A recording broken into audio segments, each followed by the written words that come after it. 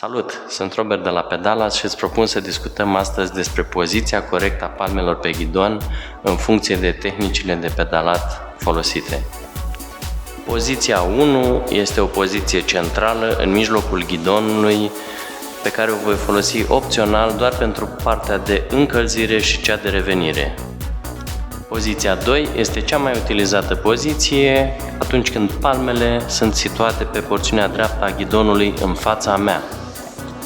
Poziția 2 este utilizată pentru toate tehnicile de flat, fie că e vorba de seated, standing sau combo flat, precum și pe parcursul tehnicii de seated climbing. Poziția 3 este folosită doar pentru tehnica de standing climbing cu palmele în capul coarnelor, ca și cum aș vrea să aprind o brichetă. Poziția 2 deschis este după colțul ghidonului pe porțiunea dreaptă a acestuia și este o poziție opțională utilizată în mod special atunci când vreau să reduc rapid pulsul după un efort semnificativ. Pentru motive de siguranță îți recomand ca permanent să ai cel puțin o mână pe ghidon, cel puțin un contact cu ghidonul.